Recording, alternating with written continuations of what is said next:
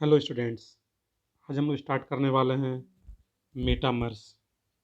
तो आप लोगों को अगर याद हो तो स्ट्रक्चरल आइसोमर्स के पिछले पार्ट में हम लोग पढ़ चुके थे, पार्ट 1 में। स्ट्रक्चरल आइसोमर्स क्या होता है उसका डिफिनेशन देखा था, और स्टार्टिंग का जो 3 पार्ट था, chain isomers, position isomers and functional isomers, वो हम लोग देख चुके थे।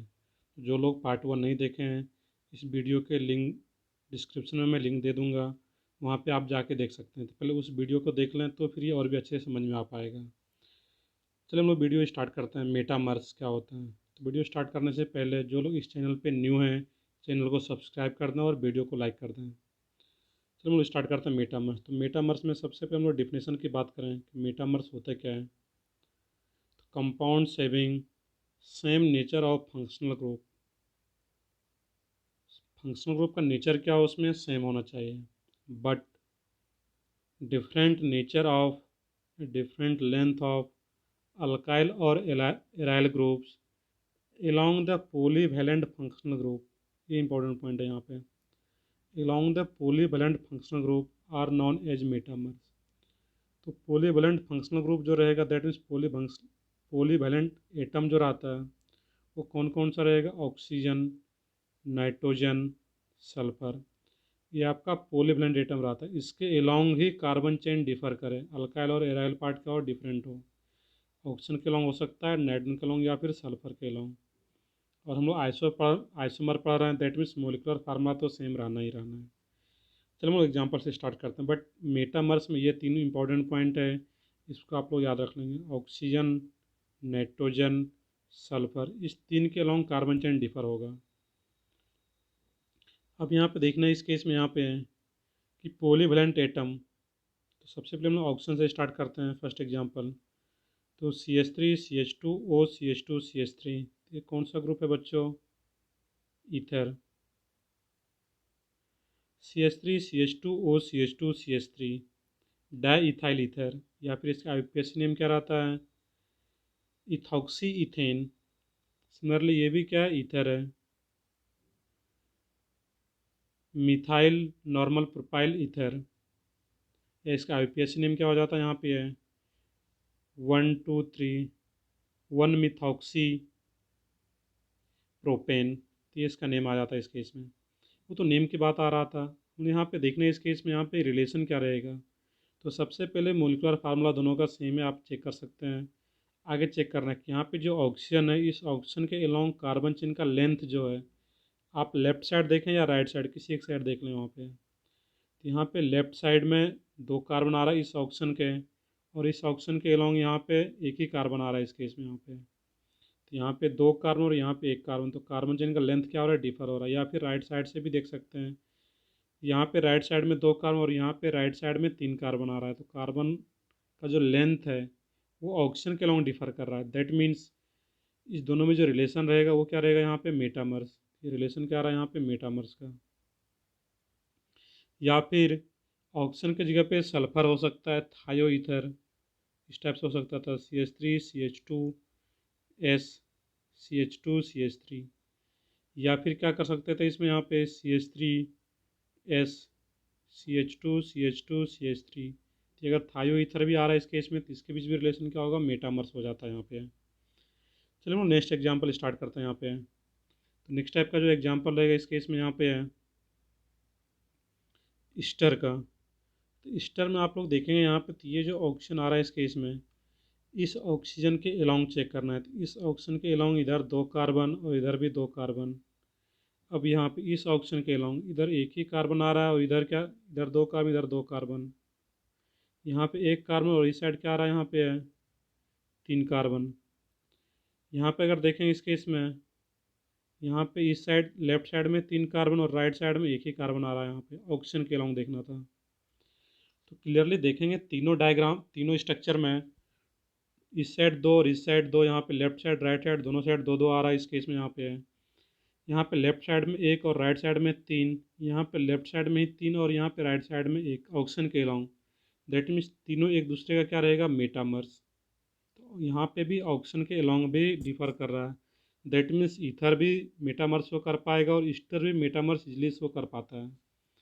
चलिए नेक्स्ट एग्जाम्पल की ओर बढ़ते हैं हम लोग। यहाँ पे ये तीनों एक दूसरे का क्या आ जाएगा, मेटामर्स। नेक्स्ट एग्जाम्पल रहेगा इसमें,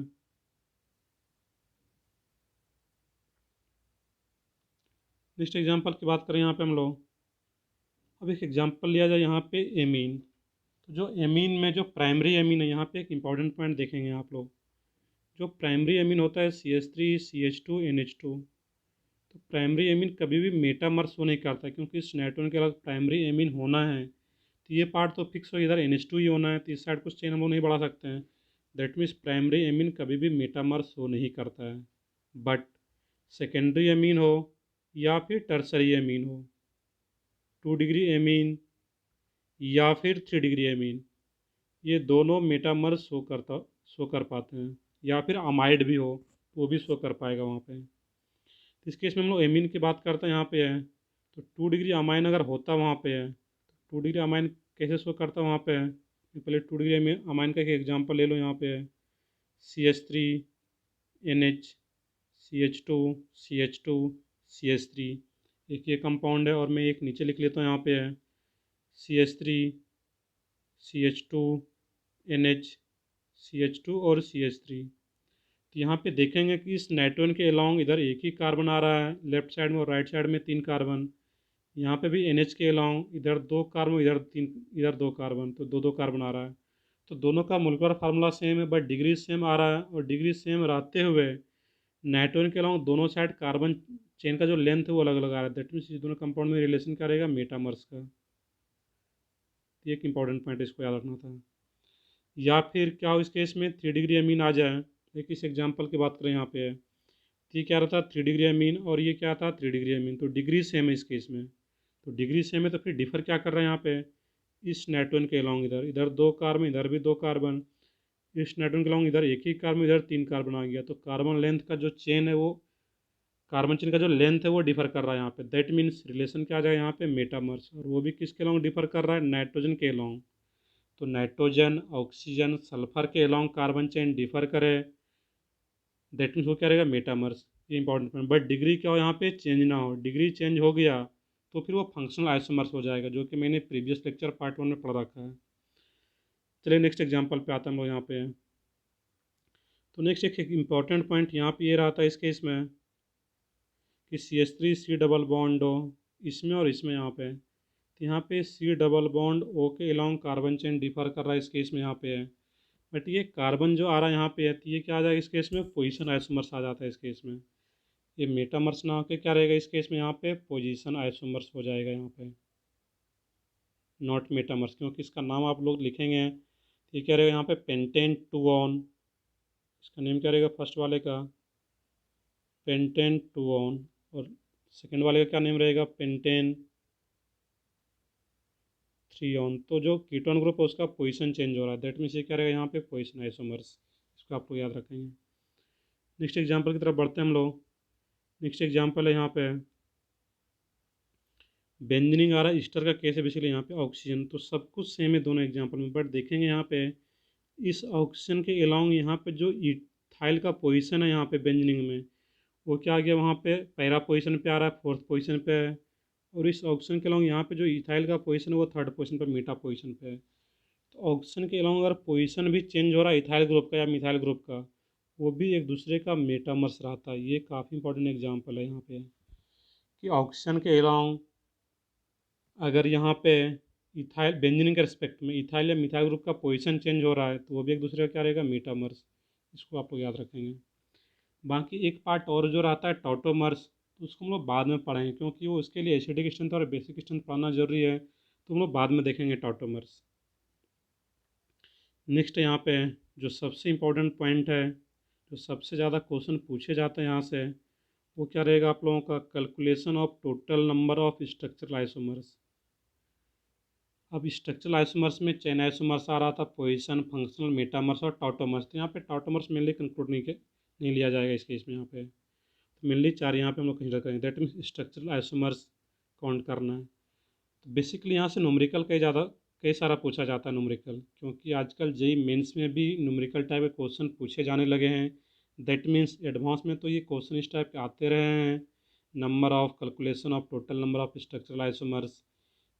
तो अब जेईई मेंस में भी इस टाइप के क्वेश्चन आ सकते हैं न्यूमेरिकल टाइप के, और यहाँ से बहुत ही ईजिली न्यूमेरिकल टाइप के क्वेश्चन फॉर्म किए जा सकते हैं। तो यहाँ से आप लोग बहुत ही ध्यान से देखेंगे।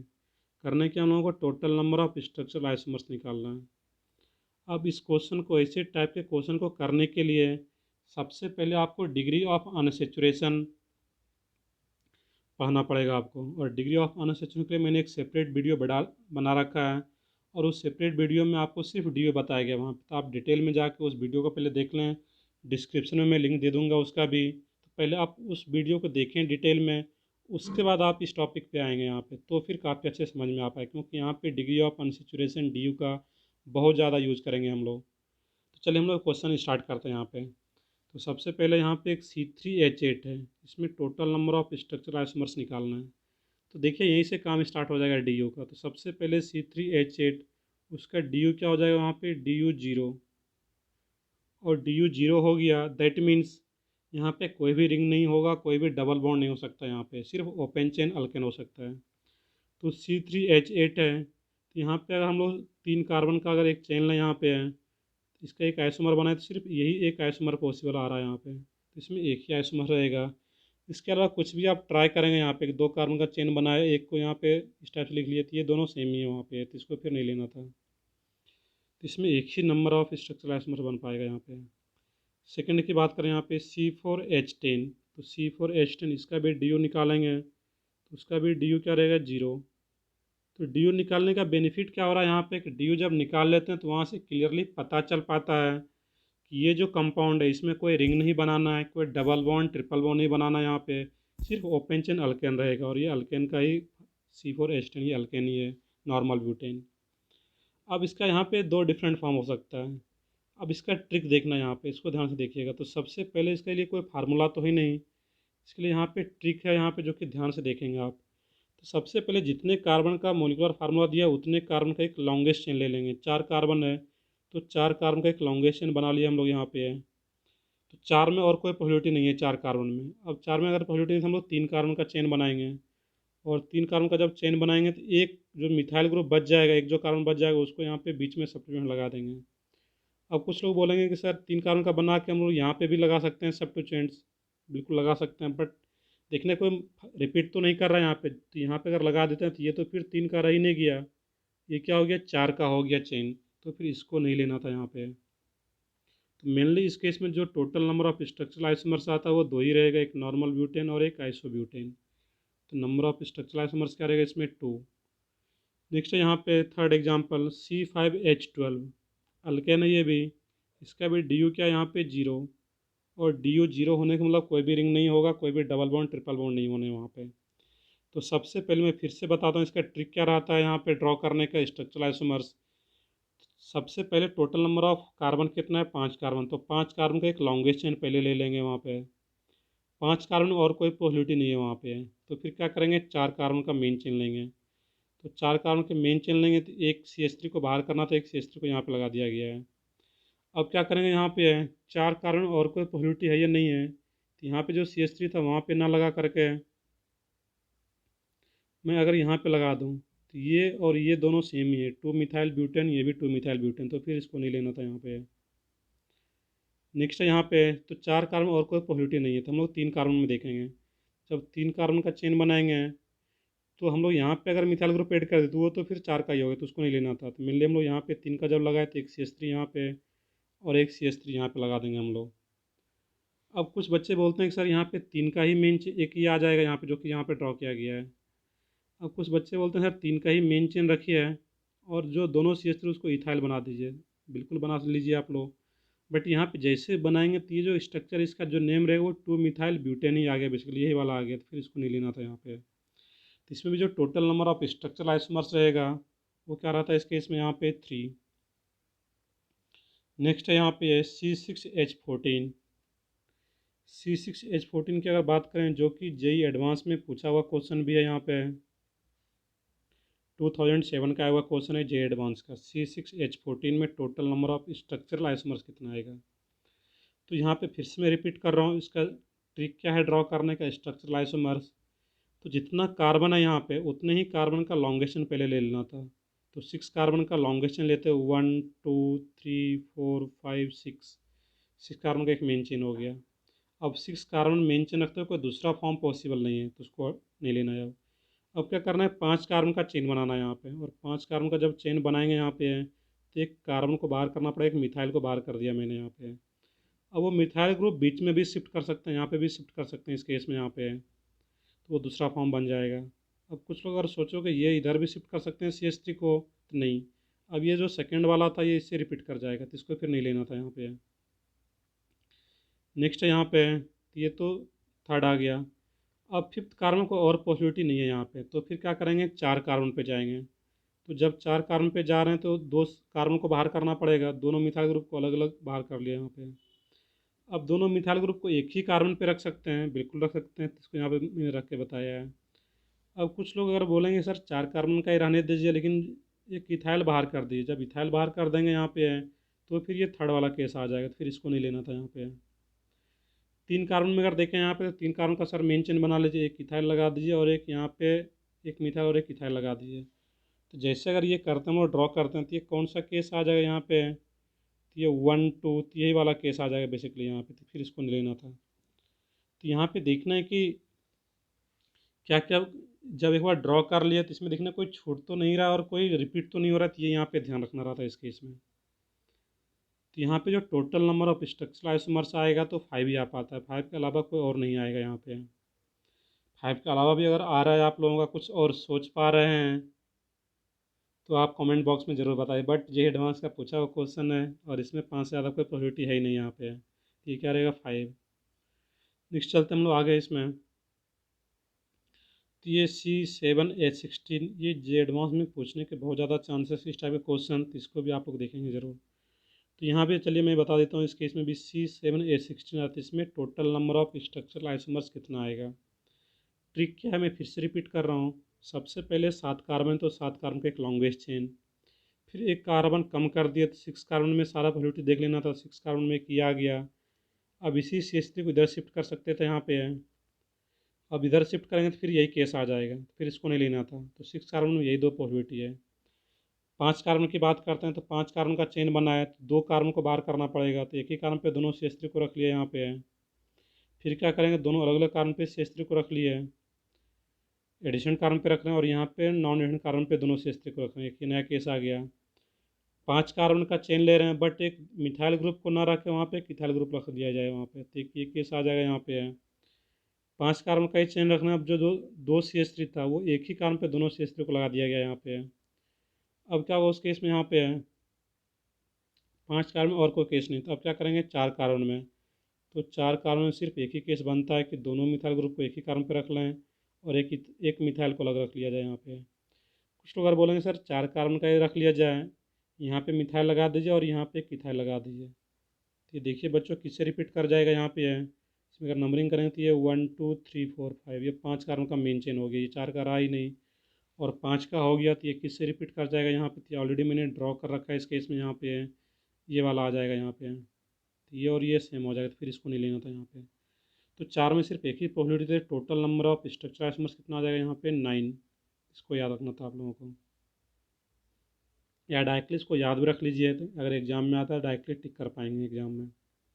चलिए कुछ अलग टाइप का हम लोग क्वेश्चन प्रैक्टिस करते हैं। अब पैटर्न समझ में आ गया किस टाइप से ड्रॉ करते हैं स्ट्रक्चरल आइसोमर्स। तो सबसे पहले जितना नंबर ऑफ कार्बन है वहाँ से स्टार्ट करते हैं और कम करते जाते हैं नंबर ऑफ कार्बन चेन को।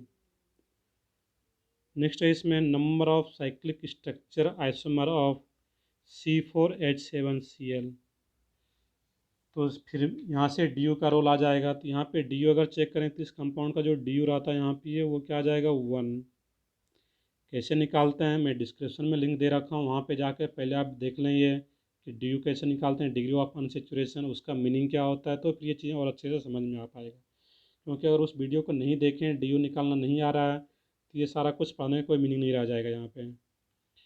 Number of cyclic structure isomers of C4H7Cl, तो इस कंपाउंड का डी क्या निकल के आ गया, 1। और डी का क्या क्या मीनिंग होता था, आइदर 1 डबल बॉन्ड और 1 रिंग। तो यहाँ पे क्वेश्चन में मेंशन कर रखा है कि मुझे रिंग ही बनाना है, साइक्लिक स्ट्रक्चर ही बनाना है। तो इस केस में क्या आ जाता है यहाँ पे है, तो सबसे पहले यहाँ पे देखना है कि मैं फिर से रिपीट करता हूँ कि एक ही रिंग बनाना है, इसके अलावा कोई डबल बॉन्ड वगैरह नहीं होगा यहाँ पे। तो स्टार्ट कहाँ से करना था, कार्बन कितना यहाँ पे 4, तो 4 कार्बन का एक रिंग बना लिया यहाँ पे और एक Cl को लगा दिया यहाँ पे, एक ये केस आ गया। 4 कार्बन में और कोई पॉलिटी नहीं है यहाँ पे, 4 कार्बन का रिंग बना के एक Cl यहाँ पे लगा दें तो ये और ये सेम ही है वहाँ पे, फिर उसको नहीं लेना था वहाँ पे। तो 4 कार्बन में जब पॉलिटी थे हम लोग फिर 3 कार्बन में जाएंगे, तो 3 कार्बन का एक रिंग बना लिया यहाँ पे है। तो एक कार्बन को भी बाहर करना पड़ेगा Cl के अलावा, तो एक CH3 और Cl को बाहर कर दिया और एक ही कार्बन पे दोनों को लगा दिया कि ये पॉलिटी है। दूसरा पॉलिटी यहाँ पे CH3 और यहाँ पे Cl हो, दोनों अलग अलग कार्बन पे हो, एक ये पॉलिटी है यहाँ पे है। अगर कुछ लोग ऐसा करते हैं यहाँ पे है, 3 कार्बन का चेन बनाते हैं, एक CH3 को यहाँ पे और एक Cl को यहाँ पे है, तो ये और ये सेम ही कंपाउंड है, ये अलग अलग नहीं है, तो इसको फिर नहीं लेना था यहाँ पे। नेक्स्ट है इसमें यहाँ पे है कि जो 3 मेंबर रिंग है यहाँ पे है वो रहे, बट जो CH2Cl उसको कंबाइन करके एक ही कार्बन पे बाहर दिखा दिया जाए वहाँ पे, तो एक ये भी पॉसिबिलिटी है यहाँ पे। मोलिकुलर फार्मूला इसका भी C4H7Cl ही आ रहा है। तो total number of cyclic structural isomers जो रहेगा इस केस में ये 4 रहेगा। इसके अलावा और कोई पॉसिबिलिटी नहीं है यहाँ पे है, आप लोग चेक भी करना चाहें चेक कर सकते हैं, बट इसके अलावा कोई और पॉसिबिलिटी नहीं है यहाँ पे। चलिए फिर आगे बढ़ते हैं हम लोग यहाँ पे हैं। नेक्स्ट जो काफ़ी इंपॉर्टेंट क्वेश्चन है यहाँ पे है C7H8O, कोई मोलिकुलर फार्मूला गिवन है। इसमें क्वेश्चन पूछा गया है कि total number of structural isomers containing benzene ring, उसमें क्या हो, एक बेंजीन रिंग हो वहाँ पे है। तो यहाँ पे एक बेंजीन रिंग रखना है, तो सबसे पहला काम यहाँ भी क्या करना है, DO निकालना है। जैसे आप लोग DO निकालेंगे इसका, तो इसका जो DO रहता है यहाँ पे ऑक्सीजन को इग्नोर करते हैं, 7 कार्बन करस्पॉन्डिंग अल्केन बनाएंगे, तो उसमें क्या हो जाएगा 18, सॉरी C7, तो ये क्या आ जाएगा 16, 16 माइनस 8 डिवाइडेड बाई 2, तो ये क्या आ जाएगा 4। और हम लोग जानते हैं कि बेंजीन का DO क्या रहता है 4। दैट मीन्स बेंजीन के अलावा कोई दूसरा रिंग नहीं होगा, कोई दूसरा डबल बॉन्ड नहीं होगा, ये पॉइंट पहले देखना था, सिर्फ एक बेंजीन होगा। अब जैसे बेंजीन अगर बनाते हैं यहाँ पे, एक बेंजीन पे हर एक कार्बन पे एक एक हाइड्रोजन भी है। अब एक हाइड्रोजन को हटा के एक ग्रुप बना दिया जाए यहाँ पे, इसी में हम लोग जो ग्रुप बनेगा उसको अटैच करना है।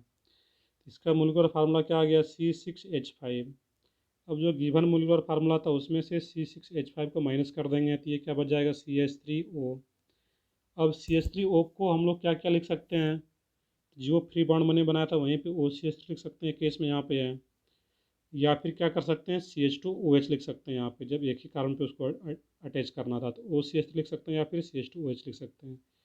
तो दो यहाँ से मिल पाएगा, जब मोनो सब्स्टिट्यूटेड होगा तो यहाँ पे दो फॉर्म मिल जाएगा यहाँ पे।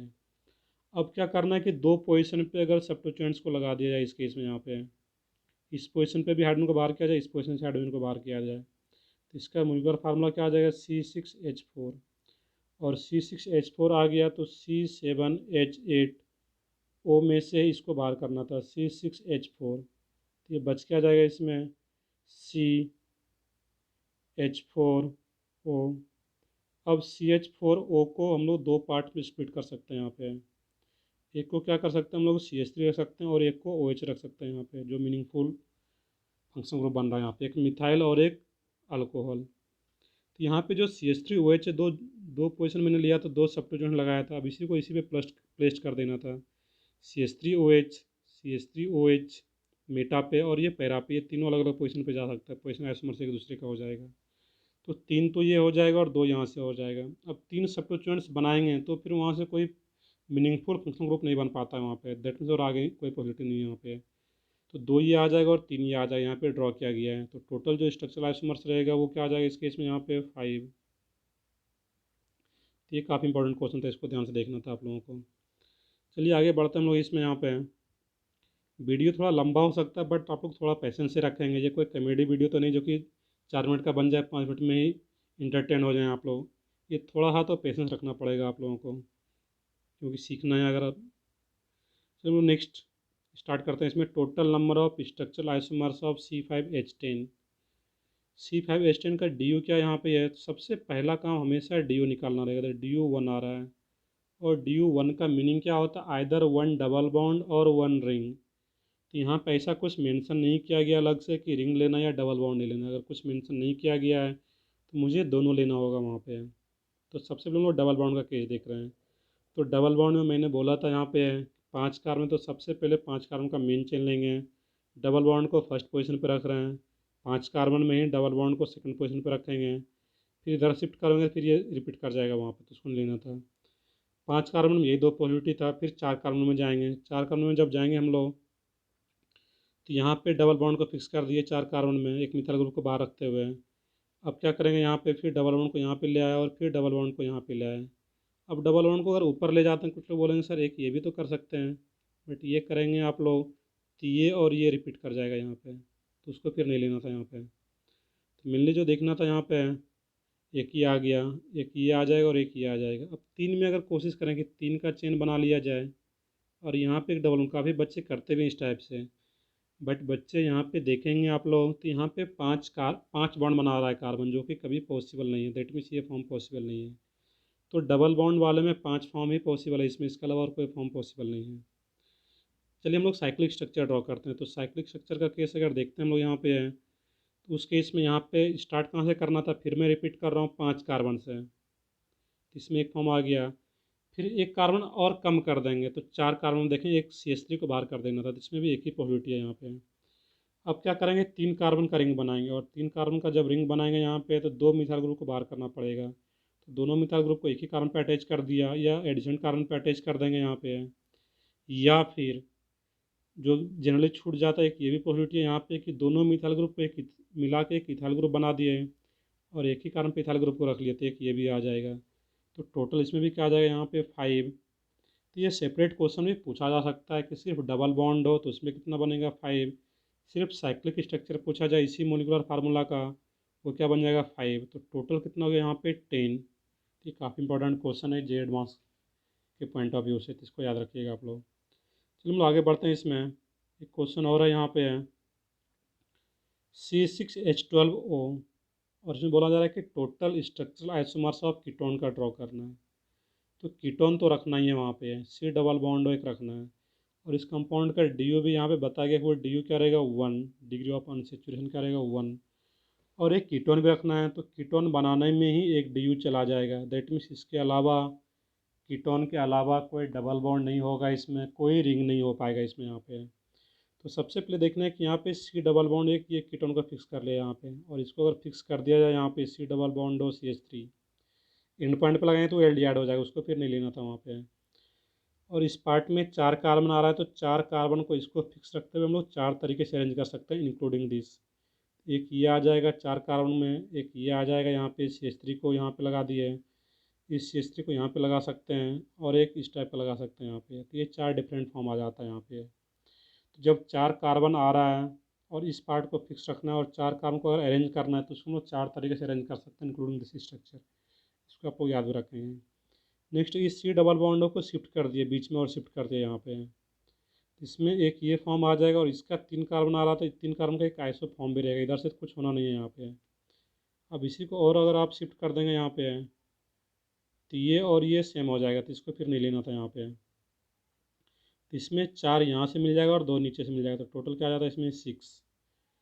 चलिए आगे बढ़ते हैं हम लोग। इसमें यहाँ पे फिर 6 total number of structural isomers आ रहा है इसमें, इंक्लूडिंग सॉरी स्टीरियो आइसोमर्स इसमें इंक्लूड नहीं है, वो एक्सक्लूडिंग स्टीरियो आइसोमर्स हम लोग देख रहे हैं यहाँ पे। चलो आगे बढ़ते हैं। इसमें यहाँ पे नेक्स्ट क्वेश्चन है इसमें, right all the structural isomers of molecular formula C3H6O। तो इसका भी DU निकालेंगे, तो DU क्या रहता है 1, और DU 1 आ गया, तो इस केस में हम लोग क्या क्या ड्रॉ कर सकते हैं। इस केस में यहाँ पे है CH3 C डबल बॉन्ड हो, CH3 एक डबल बॉन्ड यहाँ पे रख सकते हैं। इस केस में हम लोग यहाँ पे है CH3 CH2 एल्डिहाइड भी रख पाएंगे यहाँ पे। अल्किन भी बना सकते हैं OH ग्रुप को यहाँ पे रखते हुए, या फिर अल्किन में यहाँ पे OCH ग्रुप को भी रख सकते हैं यहाँ पे, तो इस टाइप का भी कंपाउंड बन सकता है। तो 4 यहाँ से मिल जाएगा। अब इसमें साइक्लिक भी बना सकते हैं, बट ध्यान रखना कि जब साइक्लिक बनाएंगे तो उसमें फिर डबल बॉन्ड नहीं रखना है वहाँ पे, क्योंकि DU 1 ही है। कहाँ से स्टार्ट करते हैं, 3 कार्बन और एक ऑक्सीजन, तो 4 कार्बन के रिंग से स्टार्ट करते हैं। यहाँ पे एक ये आ जाएगा, एक ये भी मिल जाएगा यहाँ पे है, और एक ये भी आ जाएगा यहाँ पे है, और एक ये आ जाता आप लोगों का। तो टोटल कितना आ गया यहाँ पे है, 4 यहाँ से आ रहा था इसमें, और 4 इस केस में भी आ रहा है यहाँ पे। तो टोटल कितना आ जाएगा इस केस में, यहाँ पे 8 आ जाएगा यहाँ पे आप लोगों का। इसको ध्यान से देखिएगा आप लोग।